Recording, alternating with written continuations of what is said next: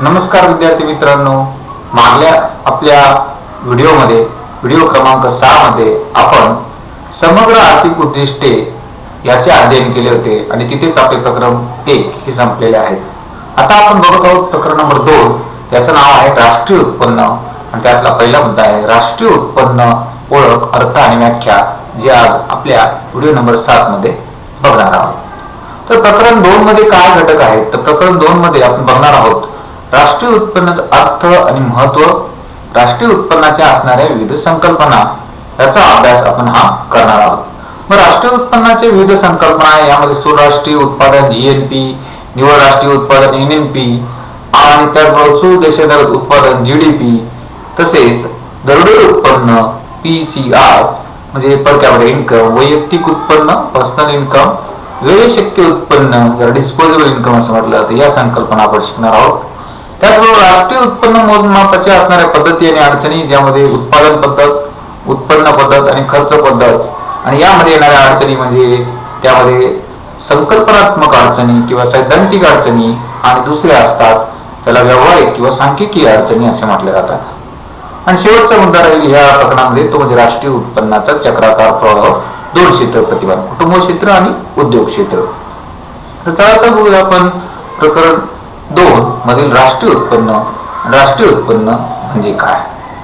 तर एक राष्ट्रीय उत्पन्न ढोबळ अर्थाने आपण असं म्हणू शकतो की देशामध्ये असणारे 3 क्षेत्र म्हणजे कृषी क्षेत्र, उद्योग क्षेत्र आणि सेवा क्षेत्र, ज्याला आपण म्हणतो प्राथमिक, दुय्यम आणि तृतीय क्षेत्र, या 3 क्षेत्रामध्ये जी उत्पादने होतात एका आर्थिक वर्षामध्ये, त्या उत्पादनाचे बाजारभावानुसार केलेले मूल्यांकन किंवा त्याची बेरीज याला आपण राष्ट्रीय उत्पन्न असे म्हणू शकतो. आणि समग्र अर्थशास्त्रामध्ये राष्ट्रीय उत्पन्न ही संकल्पना फार महत्वाची आहे. राष्ट्रीय उत्पन्नाचा अभ्यास हा स्थूल अर्थशास्त्राचा अभ्यासाचा विषय आहे. हे आपण मागच्या आपल्या पहिल्या धड्यामध्ये शिकलेलो आहोत.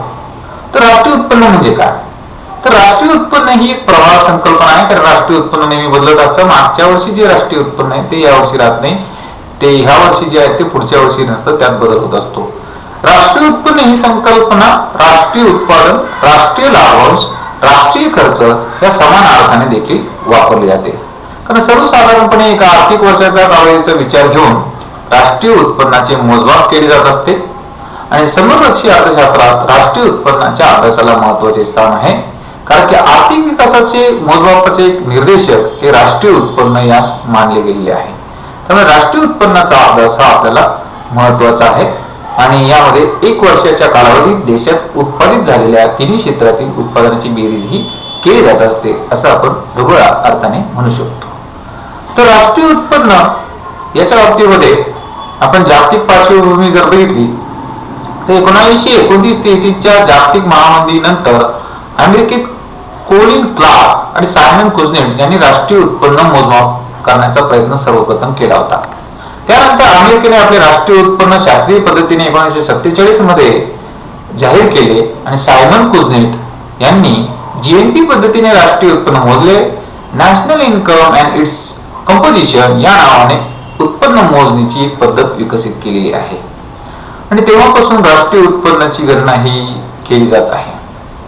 भारताच्या बाबतीमध्ये आपल्याला बघायचं झालं तर भारतामध्ये सुद्धा राष्ट्रीय उत्पन्नाच्या बाबतीमध्ये अभ्यास झालेला आहे. तर भारतामध्ये राष्ट्रीय उत्पन्न समिती NIC national income committee August 1949 मध्ये ही प्रथम स्थापन करण्यात आली. PC महालनोबिस यांच्या अध्यक्षतेखाली ती स्थापन केली गेली होती. त्यात अर्थतज्ञ प्राध्यापक धनंजय गाडगीळ व डॉक्टर VKR राव हे सदस्य होते. त्यापूर्वी भारतामध्ये 1867 मध्ये प्रथम दादाभाई नौरोजी यांनी हे राष्ट्रीय उत्पन्न मोजण्याचा प्रयत्न केलेला होता. भारतात 1955 पासून केंद्रीय सांख्यिकीय संघटना सेंट्रल स्टॅटिस्टिकल ऑर्गनायझेशन ही संघटना राष्ट्रीय उत्पन्न मोजमापाची जबाबदारी पार पाडत आहे. भारतामध्ये राष्ट्रीय उत्पन्न मोजण्यासाठी 1 एप्रिल ते 31 मार्च हे आर्थिक वर्ष हे मानले जाते आणि सध्या राष्ट्रीय उत्पन्न मोजण्यासाठी आधारभूत वर्ष हे 2011 हे आहे. राष्ट्रीय उत्पन्न म्हणजे काय? तर एका आर्थिक वर्षाच्या कालावधीत अर्थव्यवस्थेत उत्पादित केलेल्या सर्व अंतिम वस्तू व सेवांचे मूल्य काढून ते राष्ट्रीय उत्पन्न मोजले जाते. या आर्थिक वर्षात उत्पादित केलेल्या सर्व अंतिम वस्तू व सेवांचे पैशात व्यक्त केलेले मूल्य म्हणजे राष्ट्रीय उत्पन्न होय. मग आर्थिक वर्षामध्ये उत्पादित झालेले प्राथमिक क्षेत्रातील उत्पादन, द्वितीय क्षेत्रातील किंवा तृतीय क्षेत्रातील उत्पादन, ज्याला आपण म्हणतो शेती क्षेत्रातील उत्पादन, उद्योग क्षेत्रातील आणि सेवा क्षेत्रातील उत्पादन, सर्व वस्तू सेवांचे उत्पादन होते, त्याला त्याच्या किमतीने गुणून राष्ट्रीय उत्पन्न हे मोजले जाते असते. भूमी भांडवल श्रम संयोजन या उत्पादन घटकांना मिळणारे मोबदले अनुक्रमे खंड, वेतन, व्याज, नफा या स्वरूपाचे मोबदले दिले जातात. त्याची एकत्रित बेरीज करून घटक खर्चानुसार राष्ट्रीय उत्पन्न मोजले जाते. एका आर्थिक वर्षातील उपभोग खर्च, गुंतवणूक खर्च व सरकारचा खर्च याची बेरीज म्हणजे राष्ट्रीय उत्पन्न होय. मग राष्ट्रीय उत्पन्नाच्या विविध व्याख्या केल्या जातात आणि त्याचं आपण वर्गीकरण करू शकतो. यामध्ये आपण प्रामुख्याने दोन दृष्टिकोन बघू शकतो. एक पारंपरिक दृष्टिकोन आहे, दुसरा आधुनिक दृष्टिकोन आहे राष्ट्रीय उत्पन्नाच्या व्याख्यांचा. त्यामध्ये डॉक्टर मार्शल, प्राध्यापक पिगू, प्राध्यापक फिशर यांनी राष्ट्रीय उत्पन्नाच्या व्याख्या केलेल्या आहेत. त्याला पारंपरिक दृष्टिकोन म्हटलं जातं. तर आधुनिक दृष्टिकोनामध्ये प्राध्यापक सायमन कुझनेट आणि राष्ट्रीय उत्पन्न समिती 1948 यांनी दिलेली व्याख्येचा समावेश होत असतो. तर आपण बघूया सर्वप्रथम डॉक्टर मार्शल यांची व्याख्या. तर प्रतिवर्षी मानवी श्रम आणि भांडवलाच्या साहाय्याने नैसर्गिक साधनसामुग्रीचा वापर करून ज्या मूर्त व अमूर्त वस्तू व सेवांचे जे निव्वळ उत्पादन केले जाते त्यास राष्ट्रीय उत्पादन असे म्हणतात. म्हणजे डॉक्टर मार्शल यांची जी व्याख्या जी आहे ती उत्पादन बाजूचे प्रतिनिधित्व करते आणि ती पारंपरिक दृष्टिकोनामधील व्याख्या आहे. त्यामध्ये त्यांनी प्रतिवर्षी मानवी श्रम आणि भांडवलाच्या साहाय्याने नैसर्गिक साधनसंपत्तीचा वापर करून ज्या मूर्त व अमूर्त वस्तू म्हणजे वस्तू आणि सेवांचे निव्वळ उत्पादन होते त्याला राष्ट्रीय उत्पादन असे म्हटलेले. उत्पादनाच्या बाजूची व्याख्या ही डॉक्टर मार्शल यांनी दिलेली आहे, आपण असे बघू शकतो. दुसऱ्या दृष्टिकोनामध्ये दुसरी व्याख्या जी आहे ती प्राध्यापक पिगू यांनी दिलेली आहे. समाजाच्या वस्तुनिष्ठ उत्पन्नाच्या ज्या भागाची पैशात मोजदाद करता येते असा भाग म्हणजे राष्ट्रीय उत्पन्न होय. या उत्पन्नात निव्वळ विदेशी उत्पन्नाचा समावेश केला जातो. ही व्याख्या प्राध्यापक पिगू यांनी दिलेली असून प्राध्यापक पिगू यांनी पैशाच्या प्राप्तीला व मोजमापाला अधिक महत्व दिले. म्हणजे समाजाच्या वस्तुनिष्ठ उत्पन्नाच्या ज्या भागाची पैशामध्ये मोजदाद केली जाते तो भाग म्हणजे राष्ट्रीय उत्पन्न. म्हणून पैशातील मोजमापाला महत्व प्राध्यापक पिगू यांनी त्यांच्या व्याख्येमध्ये दिलेलं आहे. समाजाच्या वस्तुनिष्ठ उत्पन्नाच्या ज्या भागाची पैशात मोजदाद केली जाते त्याला राष्ट्रीय उत्पन्न म्हणता येईल असं प्राध्यापक पिगू यांनी म्हटलेलं आहे. तिसरी जी व्याख्या जी आहे पारंपरिक दृष्टिकोनामध्ये ती आहे प्राध्यापक फिशर यांनी. राष्ट्रीय उत्पन्न म्हणजे एका आर्थिक वर्षाच्या कालावधीत राष्ट्राच्या निव्वळ उत्पादनापैकी जो भाग प्रत्यक्षपणे उपभोगासाठी वापरला जातो असा भाग म्हणजे त्याला राष्ट्रीय उत्पन्न असे म्हणतात. प्राध्यापक फिशर यांच्या व्याख्येनुसार वार्षिक उपभोगावरून राष्ट्रीय उत्पन्नाचे मोजमाप करावे लागते. देशातील लोकांच्या उपभोग पातळीवरून त्यांच्या राहणीमानाच्या दर्जाची पातळी स्पष्ट कल्पना येते. म्हणजे देशाच्या लोकांचे कल्याण हे उपभोगावरून असते हे आपल्याला आयर्विन फिशर यांच्या व्याख्येमध्ये दिसून येते. मग आयर्विन फिशर यांनी ते आपल्याला अधिक स्पष्ट केलेलं आहे. पुढचा दृष्टिकोन आहे तो आधुनिक दृष्टिकोन. या आधुनिक दृष्टिकोनावरील व्याख्या आपल्याला बघायची झाल्यास ती प्राध्यापक सायमन कुझनेट यांनी दिलेली व्याख्या येते. अंतिम ग्राहकांच्या हातात देशाच्या उत्पादक प्रणालीच्या माध्यमातून वर्षभरात उत्पादित होणाऱ्या वस्तू आणि सेवांचे निव्वळ उत्पादन प्राप्त होणे म्हणजे राष्ट्रीय उत्पादन आहे. The net output of commodities and services flowing during the year found the country productive system in the hand of the ultimate consumers. प्राध्यापक सायमन कुझनेट यांनी अंतिम ग्राहकाच्या हातात देशात उत्पादित प्रणालीच्या माध्यमातून वर्षभरात उत्पादित होणाऱ्या वस्तू सेवांचे उत्पादन प्राप्त होणे म्हणजे राष्ट्रीय उत्पन्न होय अशी व्याख्या दिलेली आहे. तर दुसरी जी व्याख्या आहे ती राष्ट्रीय उत्पन्न समिती भारताची 1948 त्यांनी दिलेली. राष्ट्रीय उत्पन्न म्हणजे एखाद्या विशिष्ट कालखंडात एका आर्थिक वर्षात उत्पादित होणाऱ्या वस्तू सेवांचे दुहेरी मोजमाप होऊन देता केलेले मापन म्हणजे राष्ट्रीय उत्पन्न होय. या प्रत्येक व्याख्येमध्ये प्रत्येक अर्थतज्ञाने काही ना काही नवीन ही भर घातलेली आहे. म्हणून पहिल्या अर्थतज्ञाची व्याख्या ही चुकीची ठरत नाही. ती त्या परिस्थितीमध्ये त्याला जो कळ किंवा जी बाजू लक्षात आली त्याने त्या दृष्टिकोनातून मांडली.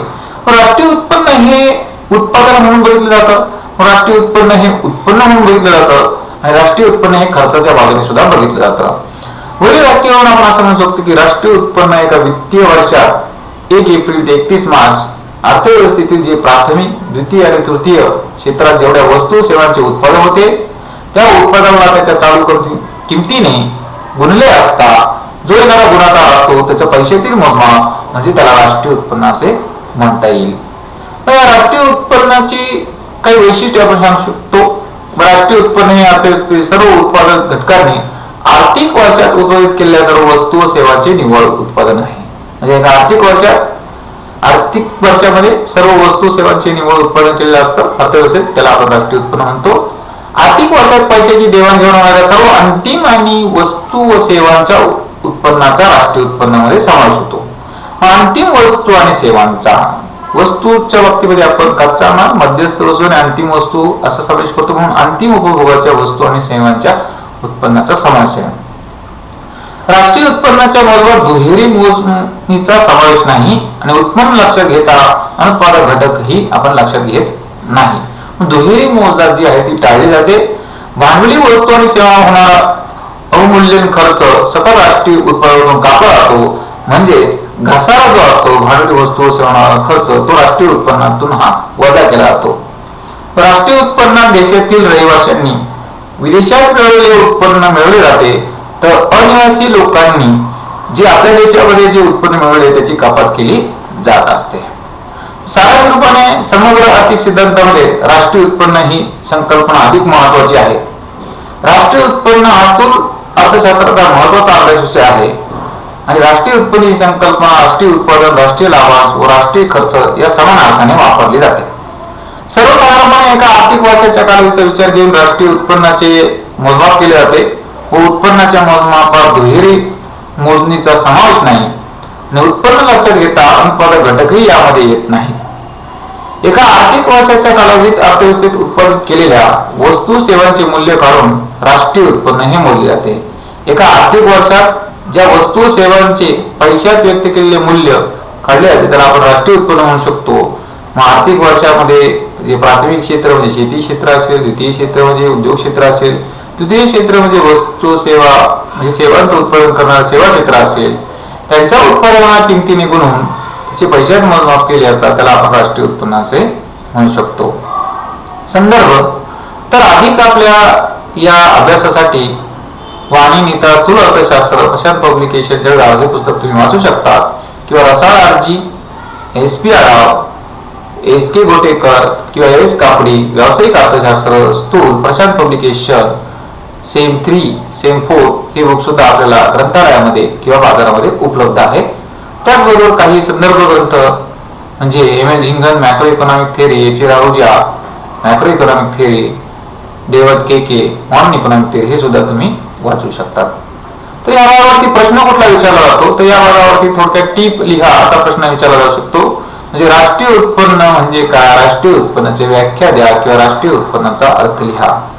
त्याचबरोबर राष्ट्रीय उत्पन्नाची विविध वैशिष्ट्ये स्पष्ट करा असा प्रश्न हा विचारला जाऊ शकतो.